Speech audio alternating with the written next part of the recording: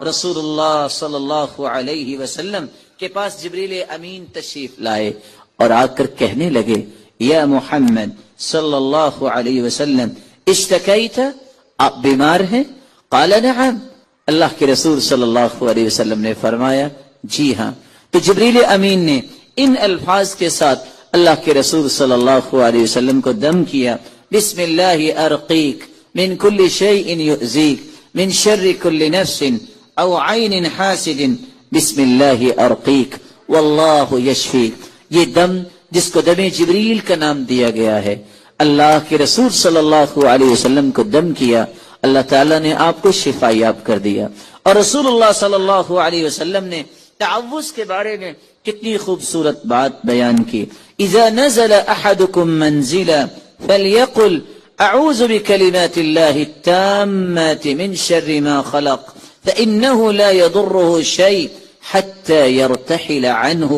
صحیح الجامع کی روایت ہے، جب بھی تم سفر کرو یا کسی جگہ پڑاؤ ڈالتے ہو تو وہاں رکتے وقت یہ دعا پڑھ لیا کرو، اعوذ بکلمات اللہ التامات من شر ما خلق۔ جب تک وہاں رہو گے تمہیں کوئی بھی چیز نقصان نہیں پہنچا سکتی۔ اتفاق دیکھیے، امام اوزاعی رحمت اللہ علیہ فرماتے ہیں میں نے ساری زندگی اس بات کی پابندی کی، ایک دن ہی بھولا اور اسی دن ہی بچھو نے مجھے کاٹ لیا۔ اور میں حیران ہوں جب ان روایات کو جمع کرتے ہیں کہ یہ تین کلمات جب انسان کہہ دیتا ہے، رضیت باللہ ربا وبالاسلام دینا وبمحمد النبی، اے اللہ میں تجھے رب مان کے راضی اور تیرے پیغمبر کو سچا نبی مان کے راضی، اور تیرے بھیجے ہوئے اس دستور کو جو ہمارے لیے دستور حیات ہے، اس کو زندگی کا سچا اور صحیح دستور مان کے راضی۔ حدیث کے الفاظ ہیں، جو ایک مرتبہ یہ لفظ تینوں بول دیتا ہے، اللہ میں راضی تجھ سے بھی، تیرے پیغمبر سے بھی اور تیرے دین سے بھی، پہلا انعام یہ ملتا ہے غفر اللہ لہ ما تقدم من ذنبی، رب تعالی پچھلے سارے گناہوں کو معاف کر دیتے۔ اور دوسرا انعام یہ ملتا ہے من قال حین یصبح ثلاثا وحین یمسی ثلاثا، تین مرتبہ صبح پڑھ لے، تین مرتبہ شام کو پڑھ لے، حلت لہ شفاعتی یوم القیامہ، اللہ کے پیارے پیغمبر فرماتے ہیں میں قیامت کے دن اس کے لیے سفارشی بن جاؤں گا، شفاعت کروں گا۔ اور آپ کے علم میں ہونا چاہیے کوئی جنتی جنت میں نہیں جا سکے گا جب تک اللہ کے رسول کی سفارش نہیں ہوگی۔ کوئی جنتی اپنے اوپر والے درجے تک اس وقت تک نہیں جا سکے گا جب تک اللہ کے رسول کی سفارش نہیں ہوگی۔ اور تیسرا فائدہ، رسول اللہ صلی اللہ علیہ وسلم نے فرمایا جو کسی ظالم بادشاہ سے ڈرتا ہے کہ وہ ظلم نہ کرے مجھ پہ، یہ بات اپنی زبان پہ لے آئے، رضیت باللہ ربا وبالاسلام دینا وبمحمد النبی صلی اللہ علیہ وسلم، اللہ اس ظالم بادشاہ کے ظلم سے اسے محفوظ فرما دے گا۔ چوتھا فائدہ، رسول اللہ صلی اللہ علیہ وسلم نے فرمایا انا الزعیم، میں ضامن ہوں، لآخذنہ بیدی، میں اس شخص کا ہاتھ قیامت کے دن اپنے ہاتھ سے پکڑوں گا اور اس کا ہاتھ پکڑ کے خود جنت میں داخل کرواؤں گا۔ پانچواں فائدہ جو پانچویں روایت میں ہے، رسول اللہ صلی اللہ علیہ وسلم نے فرمایا اللہ عز و جلال نے یہ حق رکھا ہے، کان حقا علی اللہ ان یرضیہ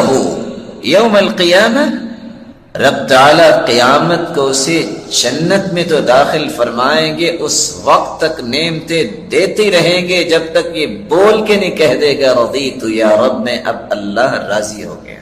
آج اس مبارک کلمے کو اپنا ورد بنائیے، اور شاید کہ بات آگی ہے تو میں ایک پیغام بھی دے دوں جو تھوڑا سا کڑوا بھی ہوگا، لیکن اللہ نے ہر چیز میں کوئی حکمت رکھی ہے، کڑوی چیزیں بھی فائدہ مند ہوتی ہیں۔ آج ہر شخص کی زبان پہ ایک ہی لفظ ہے، ظلم ہو گیا، پتہ نہیں کیا ہو گیا، بغض، عداوت، چغلی، غیبت اور کسی کی عزتوں کو چھالنا، یہ ایک ذہن بن چکا ہے۔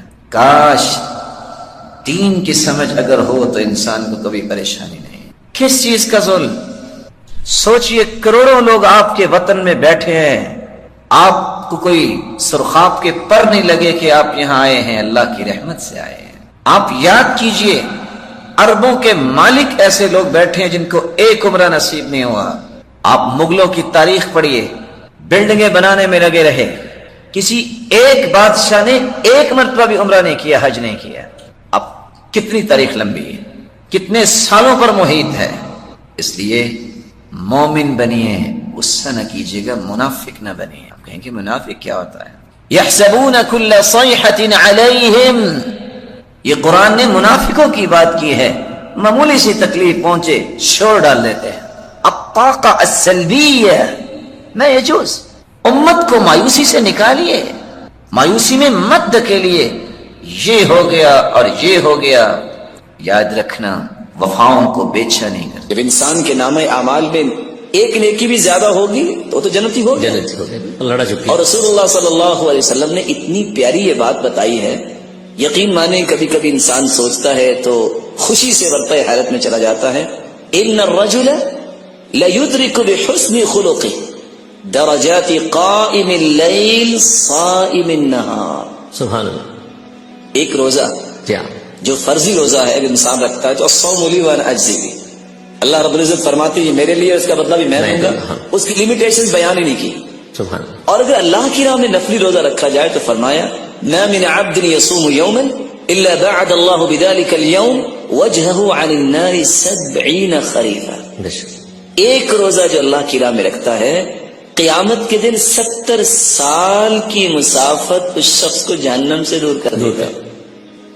اور تہجد کے بارے میں رسول اللہ صلی اللہ علیہ وسلم کا فرمان معظم ہے علیکم بقیام اللیل، قیام اللیل کو لازم پکڑو.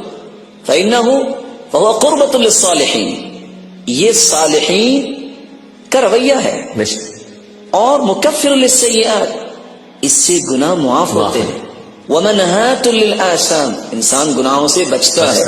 ومطردۃ للداء عن الجسد، اور انسان کی جسمانی بیماریاں بھی دور ہوتی ہیں.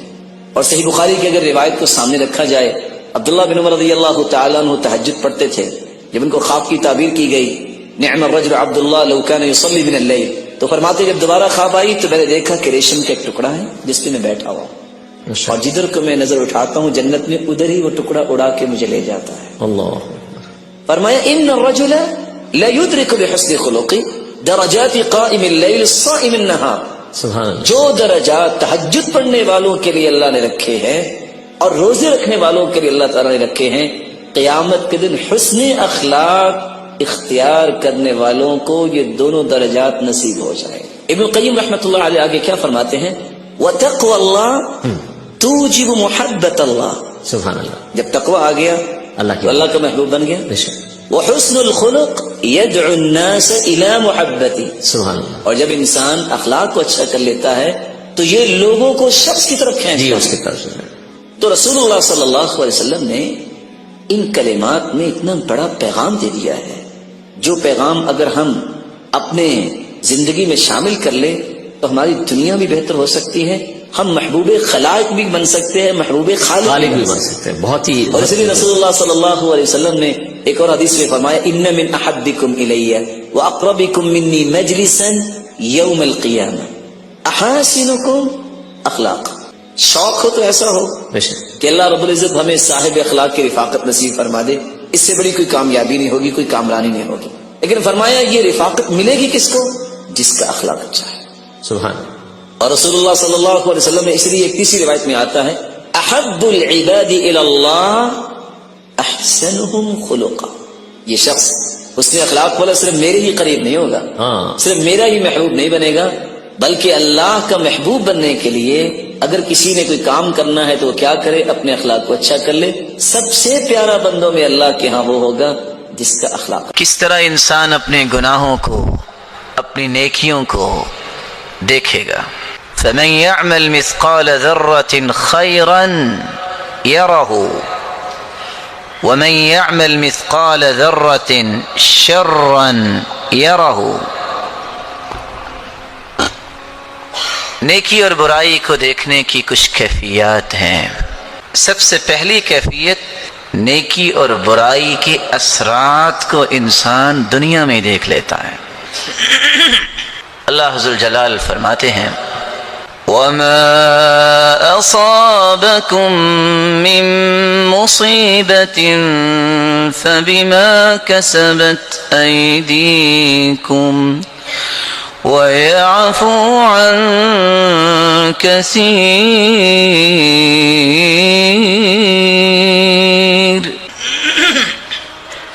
دنیا میں اگر تمہیں کوئی مصیبت آتی ہے تو وہ تمہارے ہاتھوں کی کمائی ہے۔ اللہ ویسے تو بہت سارے گناہوں کو معاف کر دیتے ہیں، لیکن دنیا میں کوئی مصیبت، کوئی فکر، کوئی غم، کوئی پریشانی، کوئی قلق، اضطراب، فرسٹریشن، یہ انسان کے اپنے گناہوں کا نتیجہ ہوتا ہے۔ ایک آدمی مکہ کیوں نہیں جا رہا ہے؟ مسلمان، پابندی کوئی نہیں ہے، اس لیے نہیں جا رہا کہ وہاں سے فراڈ کر کے بھاگا ہوا ہے۔ یہ مصیبت اس کے ہاتھوں کی کمائی ہے۔ وہ نہ فراڈ کرتا، نہ اس کے لیے مکہ جانا جو ہے وہ بند ہوتا۔ ایک انسان فلاں کو فیس کیوں نہیں کر رہا؟ اس لیے نہیں فیس کر رہا کیونکہ اس نے اس کو ظلم کا نشانہ بنایا، اس کے ساتھ جھوٹ بولا ہے۔ وہ جھوٹ نہ بولتا، بہادری کے ساتھ زندگی گزارتا، کوئی پریشانی نہیں تھی۔ اس لیے عبداللہ ابن عباس رضی اللہ تعالی عنہ فرمایا کرتے تھے ان للسیئۃ سوادا فی الوجہ، برائی جب انسان کرتا ہے تو 5 نشانیاں اس کی زندگی میں اسے نظر آ جاتی ہیں۔ سوادا فی الوجہ، چہرے پہ بے رونقی، چہرہ اڑا اڑا ہے، سیاہیاں پھیل گئی ہیں، اور کس طرح اداسی چھائی ہوئی ہے، مرجھایا ہوا چہرہ ہے۔ کس وجہ سے؟ گناہوں کی وجہ سے، تازگی نہیں ہے۔ وَظُلْمَةً فِي الْقَلْبِ، دوسری نشانی اس گناہ کی یہ ہے کہ انسان کے دل میں تاریکی آ جاتی ہے۔ یہ ظلمہ، تاریکی کیا ہے؟ ہر وقت گھٹن، پریشانی، پتہ نہیں کیا ہوگا، کیا ہوگا؟ وہی ہوگا میرے بھائی جو تیرے رب نے چاہا ہے۔ کیا ہوگا؟ تمہیں یقین کرنا چاہیے جو ہوگا وہ میرے حق میں اچھا ہوگا، کیونکہ میرے رب کا فیصلہ ہوگا۔ عبداللہ ابن عباس رضی اللہ تعالی عنہ تیسری بات بیان کرتے ہیں وَضِيقًا فِي الرِّزْقِ، برائی کی وجہ سے اللہ ذوالجلال اس کے رزق کو تنگ کر دیتے ہیں۔ عبداللہ ابن مسعود رضی اللہ تعالی عنہ کی روایت بھی ہے ان الرجل اذا اذنب الذنب فيحرم به قيام الليل، بندہ گناہ کرتا ہے اس کے نتیجے میں اللہ ذوالجلال تہجد کی نعمت اس سے چھین لیتے ہیں، اسے قیام اللیل سے محروم کر دیتے ہیں۔ ضیقا فی الرزق، کچھ لوگوں کو واقعتاً مال کی تنگی آ جاتی ہے گناہوں کی وجہ سے، اور کچھ لوگوں کے پاس مال ہوتا ہے لیکن واویلا، شکایات، رونا دھونا، کیا بنے گا، کیا حالات ہو گئے ہیں، کیا ہو گئے ہیں۔ یحسبون کل صیحۃ علیہم هم العدو فاحذرهم، یہ تو منافقوں کا رویہ ہے، کسی بھی چھوٹی سی چیخ، چھوٹی سی بات کو اپنے سر پہ اٹھا لینا، پتہ نہیں کیا ہو گیا۔ ہمارے پاس پاکستان میں بھی کچھ لوگ آ جاتے ہیں، پتہ ہے قاری صاحب کیا ہوا؟ جی محترم کیا ہوا؟ چینی مہنگی ہو گئی ہے۔ ارے اللہ کے بندے، آپ کا رب بھی غریب ہو گیا ہے، پھر کیا ہوا مہنگی ہو گئی تو؟ بل اللہ یرفع ویخفض، ترازو تو اللہ کے پاس ہے، کسی چیز کو بڑھا دے کم کر دے، کہ اللہ سبحانہ و تعالیٰ آپ کو ضائع کر دیں گے؟ کیسا عقیدہ ہے؟ جو کنویں سے نکال کے یوسف کو مصر کے تخت پہ بٹھانے پہ قادر ہے، وہ اس بات پہ بھی قادر ہے کہ تمہاری مشکلات کو خوشیوں میں تبدیل کر دے۔ یوسف کا جیل سے نکلنا یہ پیغام دیتا ہے کہ جیل ہمیشہ نہیں رہتی، کنویں میں ہمیشہ انسان گرا نہیں رہتا۔ جب بادل زیادہ ہو جاتے ہیں، گھٹائیں چھا جاتی ہیں، مشکلات زیادہ ہوتی ہیں، پھر بارش بھی جھوم کے پڑتی ہے، پھر اللہ سبحانہ و تعالی آسانیاں بھی اتنی زیادہ دیتے ہیں. اس لیے پریشان ہر وقت رہنا یہ کسی مومن کا کام نہیں ہے. اس لیے غزالی کہا کرتے تھے پریشان ہونا تو انسان ہونے کی دلیل ہے اور پریشان رہنا بے ایمان ہونے کی دلیل ہے. پریشانی تو انبیاء کو بھی آئی لیکن ہمیشہ پریشان رہے. پریشانی آئی ہے، اللہ اکبر، نماز شروع کرو، قرآن کھول لو، استغفر اللہ، اللہ اللہ ربی لا اشرک بک شیئا، لا الہ الا اللہ، حسبی اللہ ونعم الوکیل. یہ پیشانی جتنی زمین سے دور ہے اتنی ہی آپ کی مشکلات کا حل ہے. یہ زمین پہ پہنچی نہیں، مشکلات خوشیوں میں تبدیل ہوئی نہیں. وضیقا فی الرزق ووہنا فی البدن. عبداللہ ابن عباس رضی اللہ تعالی عنہ چوتھی بات کر رہے ہیں، انسان کا جسم وہن کا شکار ہو جاتا ہے. دیکھنے میں بہت طاقتور انسان ہے لیکن طاقت کتنی ہے؟ صبح کی نماز ہے، 2 سے 2.5 کلو کا بلینکٹ اٹھا کے پیچھے نہیں کر سکتا، مسجد تک نہیں جا سکتا. اس کو عارج تو لوگ نہیں کہتے، لنگڑا تو لوگ نہیں کہتے، لیکن اللہ ذوالجلال کی نافرمانی کی وجہ سے اس کے جسم کی صلاحیتوں کو اللہ نے سلب کر لیا اور پڑا ہے. اس کو کوئی فکر نہیں. اس سے تو بچے طاقتور ہیں، جو 8 سالہ بچے ادھر اذان ہوتی ہے ادھر مسجد میں اپنے باپ کے ساتھ کھڑے ہوتے ہیں. یہ جوان کیسے ہے؟ یہ طاقتور کیسے ہے؟ اس سے 2 کلو کا لحاف اور کمبل اٹھا کے پیچھے نہیں کیا جاتا اور وہ پیدل چل کے مسجد نہیں جا سکتا. یہ وہن ہے. اس لیے اللہ کے رسول صلی اللہ علیہ وسلم نے فرمایا تھا قیامت کا دن ہوگا، انہ لیأتی الرجل العظیم السمین لا یزن عند اللہ جناح بعوضہ. ایک موٹا شخص لایا جائے گا قیامت کے دن، جب اس کا وزن کیا جائے گا تو اس کا وزن مچھر کے پر کے برابر بھی نہیں ہوگا. وبغضة فی قلوب الخلق. 5واں اثر مرتب ہوتا ہے انسان کی زندگی پہ برائی کا کہ لوگوں کے دلوں میں اس انسان کے بارے میں نفرت اور بغض آ جاتا ہے. لاکھوں روپے خرچ کرنے کے باوجود بھی لوگ کہتے ہیں جھوٹا انسان ہے، فراڈ کرنے والا ہے. خاندانی وجاہت بھی ہو، لوگ کیا کہتے ہیں؟ غلط انسان ہے. اور یہ قانون خداوندی ہے. رسول اللہ صلی اللہ علیہ وسلم کا فرمان معظم ہے، لم يدع بها رجل قط الا استجاب اللہ تعالی له. جس مصیبت میں بھی انسان پھنسا ہے اگر یہ کلمات زبان پہ لے آئے اللہ رب العزت اس کی دعا کو قبول فرماتے ہیں اور اس کی مصیبت کو دور فرما دیتے ہیں. ایک بندہ آتا ہے جی کیا کرے سمجھ نہیں آئی، قرض بہت ہو گیا. کتنا قرض ہو گیا؟ 2 لاکھ 4 لاکھ 2 کروڑ 10 کروڑ. ہاں کچھ بیچارے بغیر دیکھے چھلانگ لگاتے ہیں تو اپنی ٹانگیں تڑوا بیٹھتے ہیں. اتنا کو قدم اٹھاؤ نا جتنا آپ سہ سکو. پہاڑ جتنا قرض ہو، پہاڑ کہہ رہا ہوں. اور یہاں جاننے والے ہیں وہ لوگ، علم پڑھے ہوں گے کہ پہاڑ کی ماہیت اور ساخت کیا ہوتی ہے. پہاڑ جتنا اوپر نظر آ رہا ہوتا ہے اس سے زیادہ نیچے بھی ہوتا ہے. صحابی آئے اللہ کے رسول صلی اللہ علیہ وسلم کے پاس، آپ نے فرمایا الا اعلمک کلمات، میں تمہیں کچھ کلمات سکھا دیتا ہوں، یہ تم پڑھ لینا. لو كان عليك مثل جبل صبير دينا اذهبه الله عنه. اگر تیرے اوپر صبیر پہاڑ جتنا بھی قرض ہوگا یہ کلمات پڑھ لینا اللہ اس قرضے کو دور کر دے. اللهم اكفني بحلالك عن حرامك واغنني بفضلك عمن سواك. اس کا فائدہ آخرت میں تو ہوگا، سنت پہ عمل ہوگا. دنیا میں قرض ختم. یہاں ایک اور بات بھی میں آپ کی خدمت میں ادب سے پیش کر دوں. کچھ لوگ کہتے ہیں کیسے ہوگا؟ اللہ کا امتحان نہیں لیتے. نعوذ باللہ اللہ تعالیٰ کو چیک نہیں کیا کرتے کہ اچھا کرتے ہیں کہ نہیں. یقین شرط ہے. وہ میمون بن مہران کے ماموں نے جب یہ عمل تھا کہ جب بھی ہو جاتے تو لوگوں کو مال تقسیم کرتے.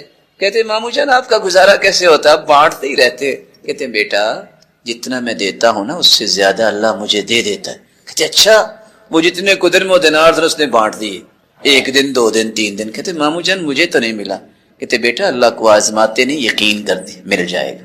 جب آپ کا یقین ہو تو پھر سمجھ لیجئے بغیر کسی ڈیوائس کے، بغیر کسی ڈیجیٹل ڈبے کے، بغیر کسی چپ اور ریموٹ کنٹرول کے، لکڑی کے ایک چھوٹے سے ڈبے میں بند کر کے موسیٰ کی ماں نے اپنے بیٹے کو سمندر کے سپرد کر دیا، سمندر میں چلتا بھی گیا، واپس بھی آیا، اور آخر قرآن کے الفاظ ہیں غم نہ کرنا وہ آئے گا تیرے پاس ہی۔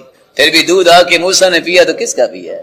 یقین جب ہو تو اتنی بڑی آنکھ جلی ہو، اور ابراہیم کا یقین تھا میرا رب مجھے ضائع نہیں کرے گا، اتنی آنکھ کہ اگر کوئی پرندہ اڑتا ہوا گزرتا لو طار علیہا طائر سقط مشویہ تو بھنا ہوا نیچے گر جائے۔ اور آج کی تاریخ بھی بتاتی ہے کہ وہاں کوئی درخت نہیں ہوتا جہاں یہ آگ لگی تھی، لیکن اللہ ذوالجلال کے پیغمبر کا یقین تھا، حسبی اللہ ونعم الوکیل پڑھا، اللہ نے اس آگ کو باغ بنا۔ یقین شرط۔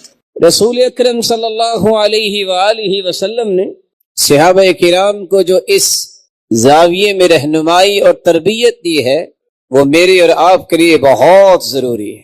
مجھے اور آپ کو یہ سمجھنا چاہیے کہ بیماری یا انسان کو کوئی دکھ اور غم آتا ہے، اس کا مقصد کیا ہوتا ہے؟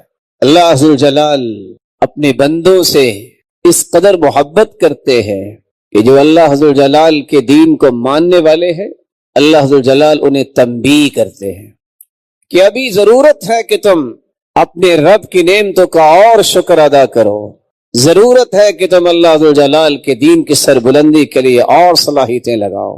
اس لیے اللہ عز و جلال فرماتے ہیں وَلَنَبْلُوَنَّكُمْ بِشَيْءٍ مِّنَ الْخَوْفِ وَالْجُوعِ وَنَقْصٍ مِّنَ الْأَمْوَالِ وَالْأَنفُسِ وَالثَّمَرَاتِ وَبَشِّرِ الصَّابِرِينَ۔ ہم تمہیں آزمائیں گے، کبھی خوف دے کر، کبھی بھوک دے کر، کبھی تمہارے مال و دولت میں کمی کر کے، کبھی تمہاری افرادی قوت میں کمی کر کے، کبھی پھلوں میں کمی کر کے، لیکن یہ ایک آزمائش ہی ہوگی۔ وہاں خوشخبری بھی سنا دی جو ان ساری آزمائشوں کے باوجود بہادری کے ساتھ، خاموشی کے ساتھ وہ وقت گزارتا ہے، اللہ عز و جلال نے اس کے لیے بہت ساری خوشخبریاں رکھی۔ وَبَلَوْنَاهُمْ بِالْحَسَنَاتِ وَالسَّيِّئَاتِ لَعَلَّهُمْ يَرْجِعُونَ۔ اللہ عز و جلال فرماتے ہم نیکیوں کے ساتھ بھی آزماتے ہیں، برائیوں کے ساتھ بھی، اور مقصد کیا ہوتا ہے؟ پلٹ آؤ، آ جاؤ پلٹ کے اپنے رب کی طرف۔ رسول اکرم صلی اللہ علیہ وآلہ وسلم نے ایک دوسرا سبب بھی بیان کیا ہے، یہ حکمت اور مقصد ہے۔ ما يصيب المسلم من نصب ولا وصب ولا هم ولا حزن ولا أذى ولا غم حتى الشوكة يشاكها إلا كفر الله بها من خطاياه ولا سقم۔ انسان کو کوئی بھی بیماری لاحق ہو، غم لاحق ہو، فکر لاحق ہو، کوئی تکلیف پہنچے یا اس کے پاؤں میں کانٹا چھپ جائے، اگر اس پر بھی صبر کرتا ہے تو رب تعالی اس کے گناہوں کا اس بیماری اور تکلیف کو کفارہ بنا دے۔ رسول اللہ صلی اللہ علیہ وآلہ وسلم نے ایک تیسری حکمت بیان کی ہے، سنن نبی داود کی روایت ہے، ان العبد اذا سبقت له من اللہ المنزلہ لم يبلغها بعمله ابتلاه الله في جسده او في ماله او في ولده ثم صبره على ذلك حتى يبلغه المنزلة التي سبقت له من الله سبحانه وتعالى۔ اللہ عز و جلال جب اپنے کسی بھی بندے کو ایک بلند مقام عطا کرنا چاہتے ہیں اور اللہ نے لکھ دیا کہ اس کو بلند مقام نصیب ہوگا، ثم لم يبلغها بعمله، لیکن اس کے عمل میں کوتاہی ہوتی ہے، اتنے اعمال نہیں کرتا جتنے اعمال اسے کرنے چاہیے، ابتلاہ اللہ فی جسدی او فی مالی او فی ولدی۔ تو تین طرح کی آزمائشیں اللہ عز و جلال دیتے ہیں۔ اس کے جسم میں کوئی پریشانی آ جاتی ہے، اس کو مالی پریشانی کا سامنا ہوتا ہے، اس کو اولاد کی پریشانی کا سامنا ہوتا ہے، ثم صبرہ علی ذلک، اس کو کوئی معمولی سی بیماری بھی آئے اس پہ بھی وہ صبر کرتا ہے، مالی پریشانی آئے اس پہ بھی صبر کرتا ہے، اور اپنی اولاد کی پریشانی پر بھی صبر کی توفیق اللہ عز و جلال اسے عطا کرتے ہیں۔ کب تک؟ حتی یبلغہ المنزلہ التي سبقت له من اللہ سبحانہ وتعالی، یہاں تک کہ اللہ عز و جلال اس بلند درجے اور مقام تک اسے پہنچا دیتے ہیں اس صبر کی وجہ سے۔ یہاں یہ دوسری بات بھی سمجھنا ضروری ہے، جہاں اللہ عز و جلال نے کسی بھی بیماری میں حکمتیں رکھی ہیں، وہاں مومن کی بیماری کے ایک نہیں 10 فوائد ہیں۔ سب سے پہلا فائدہ یہ ہے من یرید اللہ بہ خیرا یصب منہ، صحیح بخاری کی روایت ہے، اللہ عز و جلال جب کسی کے ساتھ خیر اور بھلائی کا ارادہ کرتے ہیں تو اسے کسی آزمائش میں مبتلا کر۔ بندہ مومن جس کو اللہ نے ایمان کی دولت سے نوازا ہوتا ہے، وہ اللہ کے ہر فیصلے کو اپنی عقل سے زیادہ پیار کرتا ہے۔ دیکھیے سعد رضی اللہ تعالی عنہ، جن کی دعا کو اللہ عز و جلال رد نہیں کرتے تھے، جب آخری عمر میں ان کی آنکھیں، ان کی روشنی ختم ہو گئی تو لوگ کہتے تھے دعا کرو، وہ کہتے تھے قدر اللہ خیر من بصری، میرے رب کا فیصلہ مجھے میری آنکھوں سے زیادہ اچھا لگتا۔ رسول اللہ صلی اللہ علیہ وسلم کے پاس جبریل امین تشریف لائے اور آ کر کہنے لگے یا محمد صلی اللہ علیہ وسلم اشتکیت، آپ بیمار ہیں؟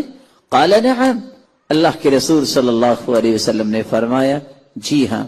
تو جبریل امین نے ان الفاظ کے ساتھ اللہ کے رسول صلی اللہ علیہ وسلم کو دم کیا، بسم اللہ ارقیک من کل شیء یؤذیک من شر کل نفس او عین حاسد بسم اللہ ارقیک واللہ یشفیک۔ یہ دم جس کو دم جبریل کا نام دیا گیا ہے، اللہ کے رسول صلی اللہ علیہ وسلم کو دم کیا، اللہ تعالیٰ نے آپ کو شفا یاب کر دیا۔ اور رسول اللہ صلی اللہ علیہ وسلم نے تعوذ کے بارے میں کتنی خوبصورت بات بیان کی، اذا نزل احدکم منزلا فلیقل اعوذ بکلمات اللہ التامات من شر ما خلق فإنه لا يضره شيء حتى يرتحل عنه۔ صحیح الجامع کی روایت ہے، جب بھی تم سفر کرو یا کسی جگہ پڑاؤ ڈالتے ہو تو وہاں رکتے وقت یہ دعا پڑھ لیا کرو، اعوذ بکلمات اللہ التامات من شر ما خلق۔ جب تک وہاں رہو گے تمہیں کوئی بھی چیز نقصان نہیں پہنچا سکتی۔ اتفاق دیکھیے، امام اوزاعی رحمت اللہ علیہ فرماتے ہیں میں نے ساری زندگی اس بات کی پابندی کی، ایک دن ہی بھولا اور اسی دن ہی بچھو نے مجھے کاٹ لیا۔ اور میں حیران ہوں جب ان روایات کو جمع کرتے ہیں کہ یہ 3 کلمات جب انسان کہہ دیتا ہے، رضیت باللہ ربا وبالاسلام دینا وبمحمد النبی، اے اللہ میں تجھے رب مان کے راضی اور تیرے پیغمبر کو سچا نبی مان کے راضی، اور تیرے بھیجے ہوئے اس دستور کو جو ہمارے لیے دستور حیات ہے، اس کو زندگی کا سچا اور صحیح دستور مان کے راضی۔ حدیث کے الفاظ ہیں، جو ایک مرتبہ یہ لفظ تینوں بول دیتا ہے، اللہ میں راضی تجھ سے بھی، تیرے پیغمبر سے بھی اور تیرے دین سے بھی، پہلا انعام یہ ملتا ہے غفر اللہ لہ ما تقدم من ذنبی، رب تعالیٰ پچھلے سارے گناہوں کو معاف کر دیتے ہیں۔ اور دوسرا انعام یہ ملتا ہے من قال حین یصبح ثلاثا وحین یمسی ثلاثا، 3 مرتبہ صبح پڑھ لے، 3 مرتبہ شام کو پڑھ لے، حلت لہ شفاعتی یوم القیامہ، اللہ کے پیارے پیغمبر فرماتے ہیں میں قیامت کے دن اس کے لیے سفارشی بن جاؤں گا، شفاعت کروں گا۔ اور آپ کے علم میں ہونا چاہیے کوئی جنتی جنت میں نہیں جا سکے گا جب تک اللہ کے رسول کی سفارش نہیں ہوگی۔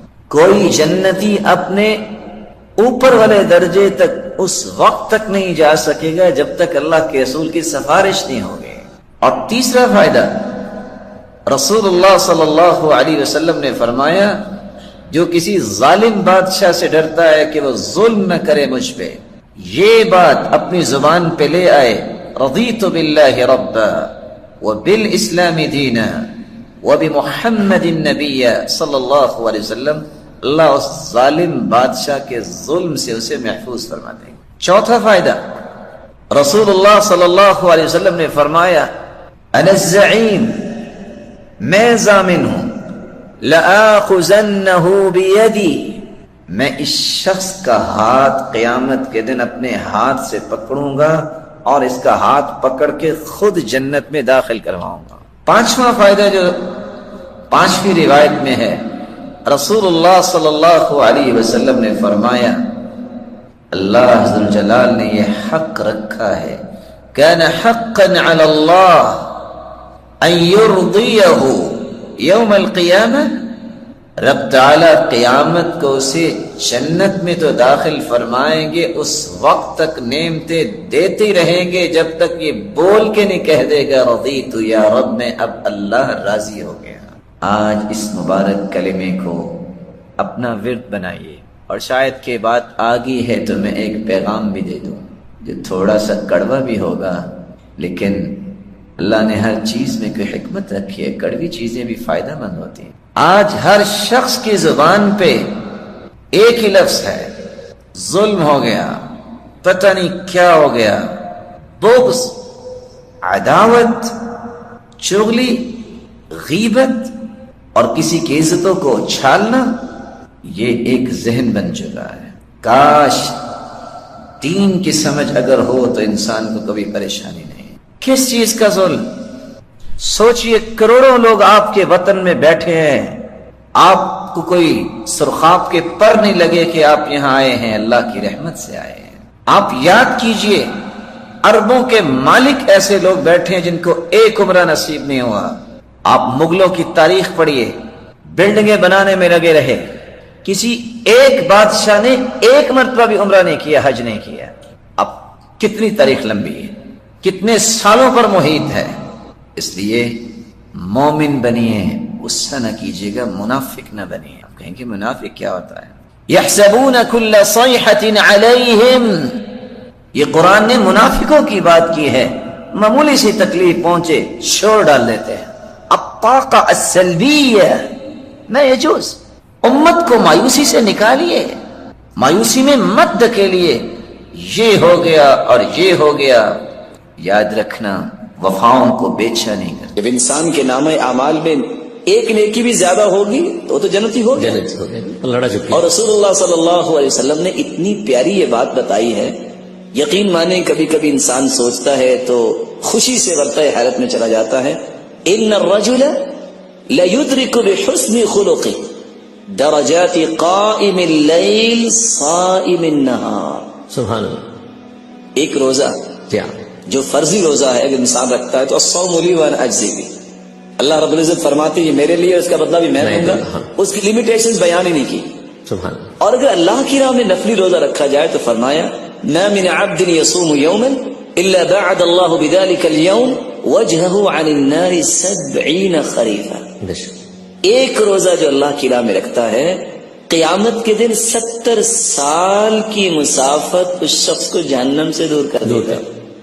ماشاء اللہ۔ اور تہجد کے بارے میں رسول اللہ صلی اللہ علیہ وسلم کا فرمان معظم ہے، علیکم بقیام اللیل، قیام اللیل کو لازم پکڑو، فإنه قربۃ للصالحین، یہ صالحین کا رویہ ہے، بے شک۔ اور مکفر للسیئات، اس سے گناہ معاف ہوتے ہیں، ومنہات للآثام، انسان گناہوں سے بچتا ہے، ومطردۃ للداء عن الجسد، اور انسان کی جسمانی بیماریاں بھی دور ہوتی ہیں۔ اور صحیح بخاری کی اگر روایت کو سامنے رکھا جائے، عبداللہ بن عمر رضی اللہ تعالیٰ عنہ تہجد پڑھتے تھے، جب ان کو خواب کی تعبیر کی گئی نعم الرجل عبداللہ لو کان یصلی من اللیل، تو فرماتے جب دوبارہ خواب آئی تو میں نے دیکھا کہ ریشم کا ایک ٹکڑا ہے جس پہ میں بیٹھا ہوا، اور جدھر کو میں نظر اٹھاتا ہوں جنت میں ادھر ہی وہ ٹکڑا اڑا کے مجھے لے جاتا ہے۔ اللہ فرمایا ان الرجل لیدرک بحسن خلقہ درجات قائم اللیل صائم النہار، سبحان اللہ۔ جو درجات تہجد پڑھنے والوں کے لیے اللہ نے رکھے ہیں اور روزے رکھنے والوں کے لیے اللہ تعالیٰ نے رکھے ہیں، قیامت کے دن حسن اخلاق اختیار کرنے والوں کو یہ دونوں درجات نصیب ہو جائیں۔ ابن القیم رحمۃ اللہ علیہ آگے کیا فرماتے ہیں؟ وَتَقْوَى اللَّهِ تُوجِبُ مُحَبَّةَ اللَّهِ، سبحان اللہ۔ جب تقوی آ گیا اللہ کی تو اللہ کا محبوب بن گیا۔ بے شک۔ وحسن الخلق يدعو الناس الى محبتي، سبحان اللہ۔ اور جب انسان اخلاق کو اچھا کر لیتا ہے تو یہ لوگوں کو شخص کی طرف جی کھینچتا اس ہے۔ کی طرف۔ تو رسول اللہ صلی اللہ علیہ وسلم نے ان کلمات میں اتنا بڑا پیغام دے دیا ہے، جو پیغام اگر ہم اپنے زندگی میں شامل کر لیں تو ہماری دنیا بھی بہتر ہو سکتی ہے، ہم محبوب خلائق بھی بن سکتے ہیں، محبوب خالق بھی بن سکتے ہیں. بہت ہی اور اسی لیے رسول اللہ صلی اللہ علیہ وسلم نے ایک اور حدیث میں فرمایا ان من احبکم الی واقربکم منی مجلسا یوم القیامہ احاسنکم اخلاقا. شوق ہو تو ایسا ہو کہ اللہ رب العزت ہمیں صاحب اخلاق کی رفاقت نصیب فرما دے، اس سے بڑی کوئی کامیابی نہیں ہوگی، کوئی کامرانی نہیں ہوگی. لیکن فرمایا یہ رفاقت ملے گی کس کو؟ جس کا اخلاق اچھا ہے. سبحان. اور رسول اللہ صلی اللہ علیہ وسلم میں اس لیے ایک تیسری روایت میں آتا ہے احب العباد الی اللہ احسنہم خلقا. یہ شخص حسن اخلاق والا صرف میرے ہی قریب نہیں ہوگا، صرف میرا ہی محبوب نہیں بنے گا، بلکہ اللہ کا محبوب بننے کے لیے اگر کسی نے کوئی کام کرنا ہے تو وہ کیا کرے؟ اپنے اخلاق کو اچھا کر لے. سب سے پیارا بندوں میں اللہ کے ہاں وہ ہوگا جس کا اخلاق. کس طرح انسان اپنے گناہوں کو، اپنی نیکیوں کو دیکھے گا. فمن يعمل مثقال ذرة خيرا يره ومن يعمل مثقال ذرة شرا يره. نیکی اور برائی کو دیکھنے کی کچھ کیفیات ہیں. سب سے پہلی کیفیت، نیکی اور برائی کے اثرات کو انسان دنیا میں دیکھ لیتا ہے. اللہ عز وجل فرماتے ہیں وَمَا أَصَابَكُم مِّن مُّصِيبَةٍ فَبِمَا كَسَبَتْ أَيْدِيكُمْ وَيَعْفُو عَن كَثِيرٍ.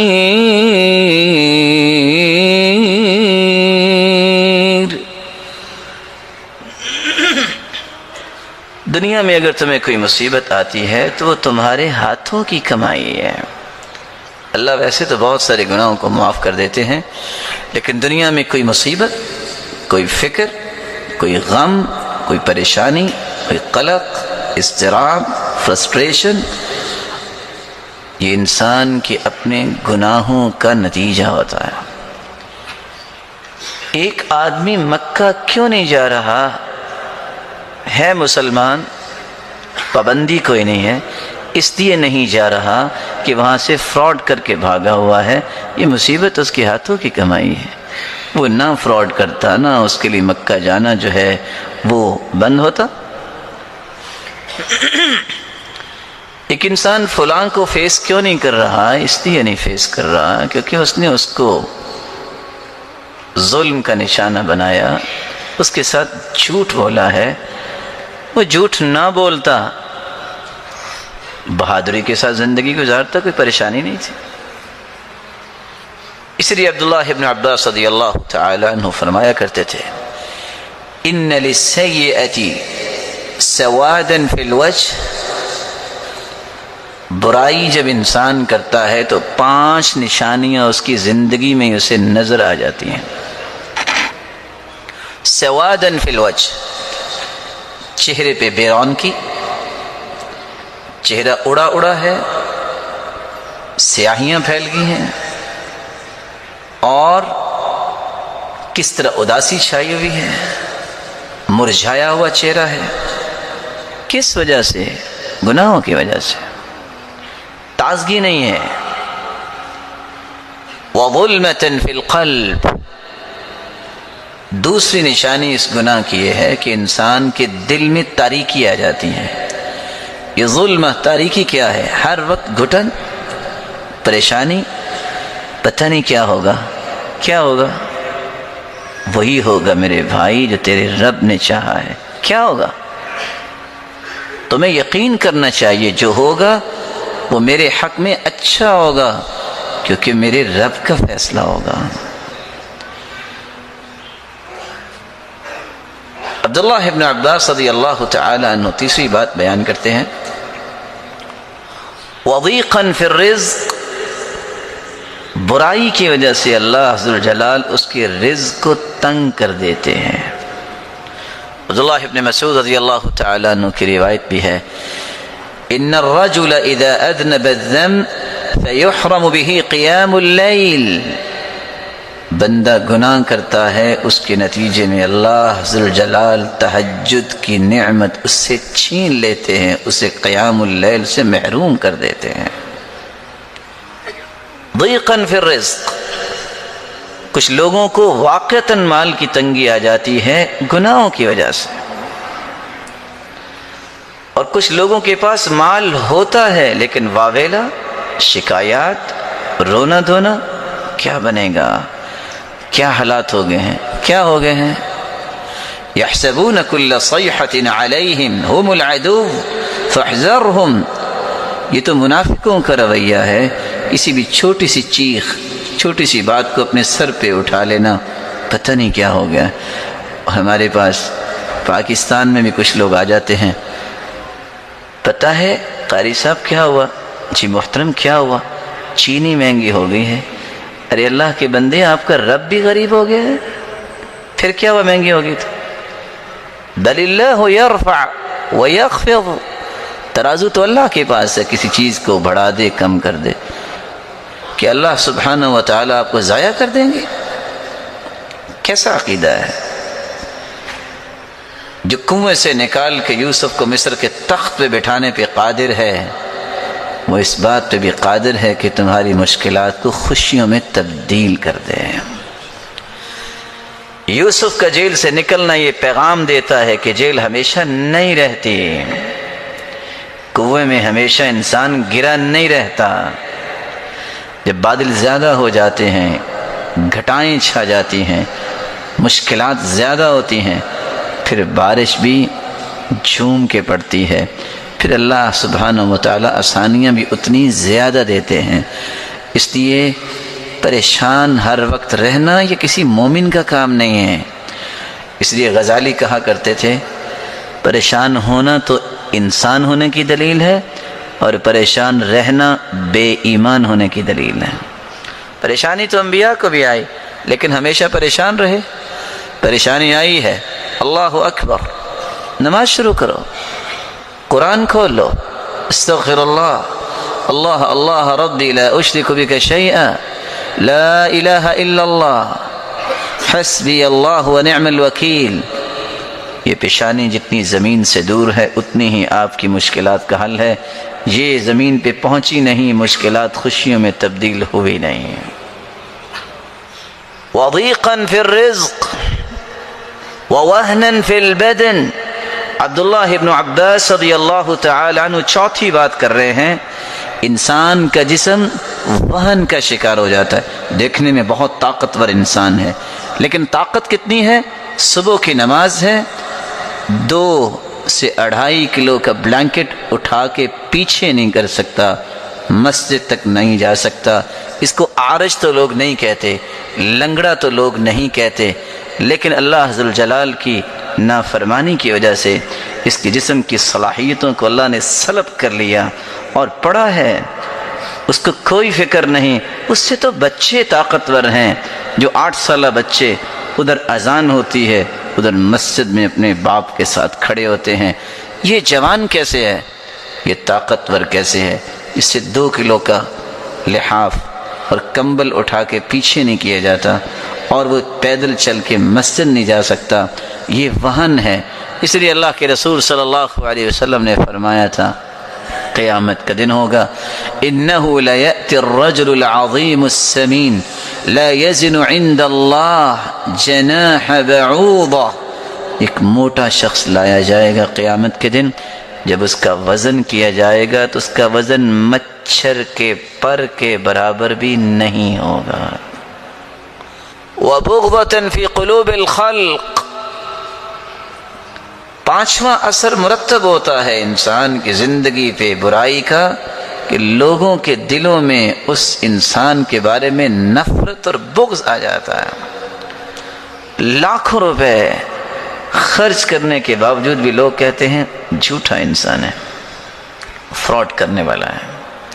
خاندانی وجاہت بھی ہو، لوگ کیا کہتے ہیں؟ غلط انسان ہے۔ اور یہ قانون خداوندی ہے۔